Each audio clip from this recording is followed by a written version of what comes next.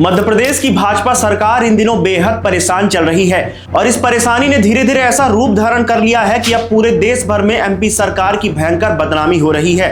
मध्य प्रदेश में भाजपा किसी विपक्षी पार्टी से परेशान नहीं है, बल्कि अपने बदजुबान मंत्री और विधायकों से परेशान है। जो भाजपा कभी अपने अनुशासन के लिए जानी जाती थी, अब उसी भाजपा में खुलेआम अनुशासन की धज्जियां उड़ाई जा रही हैं। मोहन कैबिनेट में मौजूद कोई मंत्री जनता को भिखारियों की फौज बताता है, तो कोई पत्रकार के सवाल पर घंटा का जवाब देता है। क्या घंटा हो गया बात? कोई जमीन के कारोबार में उतर चुका है, तो किसी के भाई और जीजा गांजे का व्यापार कर रहे हैं। और सबसे बड़ी बात कि ऐसे भी लोग हैं जो कैबिनेट मंत्री का दर्जा रखने के बावजूद भी अपने विधानसभा क्षेत्र में एक नाली तक नहीं बनवा पा रहे हैं। लेकिन अब मोहन यादव ऐसे लोगों को बिल्कुल बर्दाश्त करने के मूड में नहीं है। मोहन यादव कैबिनेट में मौजूद बदजुबान और आरोपों से घिरे मंत्रियों को कैबिनेट से बाहर करने की तैयारी चल रही है और इस लिस्ट में कई ऐसे बड़े बड़े नाम शामिल हैं जिन्हें बाहर करने की सिफारिश खुद केंद्र से आई है। जैसा कि आपको पता है कि मध्य प्रदेश की भाजपा सरकार ने 2 वर्षों का कार्यकाल पूरा कर लिया है और अब मंत्रिमंडल विस्तार सहित निगम मंडलों में नियुक्तियों की तैयारी चल रही है, जिसके लिए मोहन यादव बार बार भोपाल से दिल्ली का दौरा भी कर रहे हैं और कई बार इस विषय पर केंद्र से भी मंथन हो चुका है। 230 विधायकों वाले मध्य प्रदेश में सीएम मोहन यादव सहित 2 डिप्टी सीएम मिलाकर कुल 31 सदस्य हैं। 28 मंत्रियों में से 18 कैबिनेट रैंक के हैं, 6 राज्य मंत्री स्वतंत्र प्रभार और 4 राज्य मंत्री हैं। इस तरह से कैबिनेट में 35 की जगह कुल 31 सदस्य हैं और 4 सीटें पिछले 2 सालों से खाली चल रही है। लेकिन अब इन्हीं सीटों को भरने के लिए मध्य प्रदेश में भाजपा का संगठन कुछ अनुशासित विधायकों की तलाश कर रहा है जो कैबिनेट में बैठने की पात्रता रखते हैं। सबसे बड़ी बात कि मोहन कैबिनेट में मौजूद 31 सदस्यों में कई बदजुबान और विवादित सदस्यों को बाहर का रास्ता दिखाने की तैयारी है। इस लिस्ट में उन तमाम लोगों का नाम शामिल है जिनकी वजह से सरकार की किरकिरी हुई और जिनकी वजह से मध्य प्रदेश में भाजपा सरकार की छवि खराब हो रही है। आगे हम इस लिस्ट के संबंध में विस्तार से चर्चा करेंगे, लेकिन इससे पहले हम आपको बता दें कि मध्य प्रदेश में भाजपा की सरकार कैबिनेट विस्तार के साथ साथ प्रदेश में जातिगत समीकरण बैठाने की कोशिश में भी लगी हुई है। सबसे बड़ी बात कि इस बार कैबिनेट विस्तार में कई सीनियर विधायकों को तवज्जो दिया जाएगा, साथ ही जातिगत संतुलन बनाए रखने के लिए ब्राह्मण, ओबीसी और क्षत्रिय समुदाय के विधायकों को जगह दी जाएगी। इसके लिए रिपोर्ट कार्ड में मंत्रियों के प्रदर्शन, जनसंपर्क, विभागीय उपलब्धियों का मूल्यांकन भी होगा। साथ ही संगठन से तालमेल, केंद्रीय अभियानों का क्रियान्वयन, जमीनी जुड़ाव और जिले में सक्रियता का आकलन भी किया जाएगा।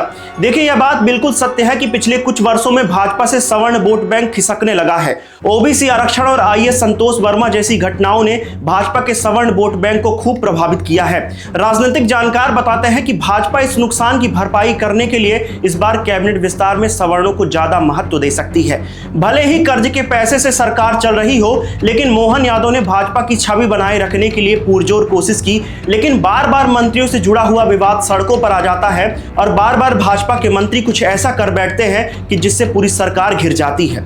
पिछले 2 सालों से सरकार ऐसे तमाम मंत्री विधायकों का रिपोर्ट कार्ड तैयार कर रही थी।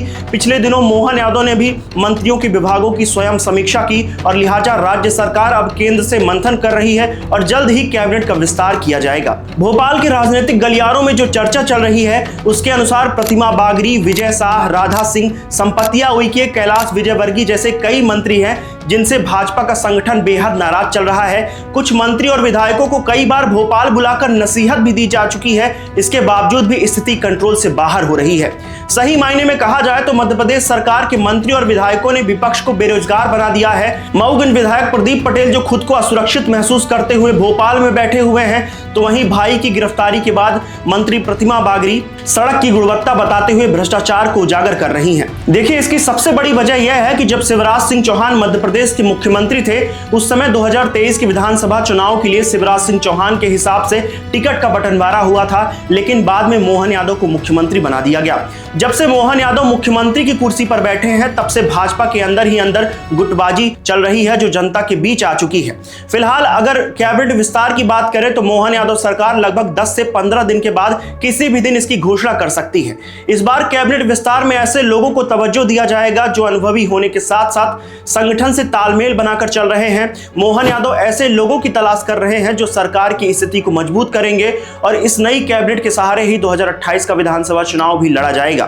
अगर कैबिनेट विस्तार की बात करें तो कुछ ऐसे नाम हैं जो इसके लिए बेहद अहम माने जा रहे हैं। इसमें से इंदौर की मालिनी गौड़, मऊगंज जिले से गिरीश गौतम, सीधी से रीति पाठक, पन्ना से ब्रजेंद्र प्रताप सिंह, सागर जिले से गोपाल भार्गव और कांग्रेस छोड़कर भाजपा में आए अमरवाड़ा विधायक कमलेश शाह जैसे कई नामों की विशेष चर्चा हो रही है।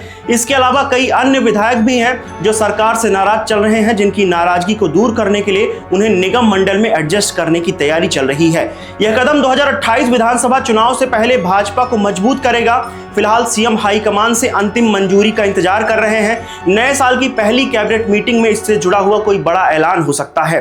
दोस्तों, मेरा नाम है संजय और इस पूरी खबर पर आपकी क्या राय है हमें नीचे कमेंट सेक्शन में जरूर बताएं और ऐसी ही तमाम अपडेट्स के लिए सब्सक्राइब करें चीखती आवाजें को। तब तक के लिए धन्यवाद।